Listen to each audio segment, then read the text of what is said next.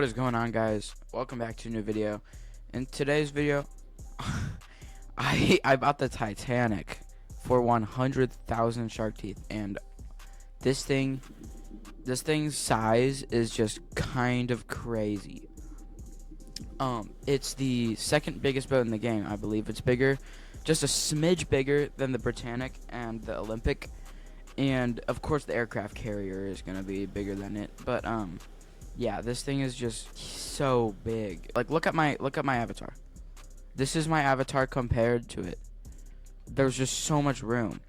So today I'm just gonna be reviewing it, seeing if it's really worth the 100,000 shark teeth that you need to pay to get it. Oh, and there's a shark. So I'm going to take this into a public lobby and see how it performs, like speed-wise, and how good at driving you need to be able to utilize it correctly. Because this thing is very hard to like outrun a shark. And like, see, oh, there he is. So yeah, you see, you can't just drive straight because it'll get your propellers, which are basically your engines, which you don't want it to get, because then it won't be able to drive anymore, and then you gotta take one of these small boats and that can easily eat you. But yeah, I'm just gonna take it into a regular game and we'll see how it performs. Alright, we are in a public lobby now.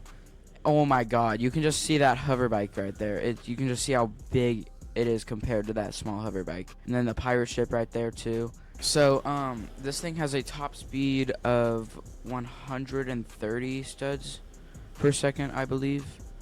Yep, 130. So like I said before, if the shark eats your engines or the propellers, then you can't drive it anymore. Then it's broken. So you gotta take one of these 4 emergency lifeboats off the ship and you can run away. But I just want to take a minute and go exploring. Also, this thing is very hard to capsize, so that's one of the perks. Oh, okay, and the shark's on my boat. So what we're gonna do, we're gonna take one of these boats and we're gonna not die, actually, and it's gonna lower us into the ocean just like it would on the real Titanic, except the real Titanic's lifeboats did not have motorboats. Oh, okay, there we go. So these lifeboats are essentially the blue wooden motorboat with a top speed of 94 studs per second. They're fine. What do you expect? You can just see the size. It's kind of crazy. But so we're gonna try and kill the shark and not die right now, actually, because we don't want to die, do we? Okay.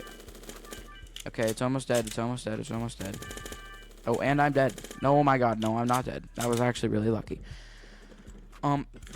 So yeah, that is essentially how it works in a real game. Alright, so I'm in a trading world now, an empty trading world, and we can just admire this thing in all of its glory. All of the details, like, it's just so insanely detailed for a boat in Sharkbite too. So let's get out and go exploring a little bit. So here we got the bridge, aka where the captain usually is. So we got these little telegraph thingies. This is how you would control the speed. It's just for decoration. They don't do anything. Steering wheel, golden chair, of course. Titanic with the world map. And then we have over here and over here, we can just like lookout posts. Many seats on this. Many seats. And then we got 4 lifeboats that are the blue wooden motorboat, like I mentioned before. And then in here we actually have the grand staircase, which is really cool because not a lot of Sharkbite 2 boats of this size have a lot of interior. So yeah, we just have, there's not a lot of interior. This is basically it. But if we go out either direction, we'll just have these really long walkways, so they take you from one end of the ship to the other. And then on the stern, aka the back of the ship, we have these stairs here, and then these benches, and then we have these things, which just make this ship so much more detailed. Then we have these benches that you can sit on, and then we have a flag right here. This is the England flag, but I don't know why. I don't know what the rest of that is. So, and then we have this actually here, which was actually not on the first game. This is where another steering wheel would be. It would just to help navigate the ship through courses that would be hard to navigate from just the front end of the ship, so that you have an extra vantage point at the back of the ship. One more thing I forgot to mention about this ship is that if you zoom your camera in, it is completely hollow. I don't know why, but it's hollow, and it is very easy for people who are standing and not sitting on the ship while it's moving to glitch inside of it and not have a way out.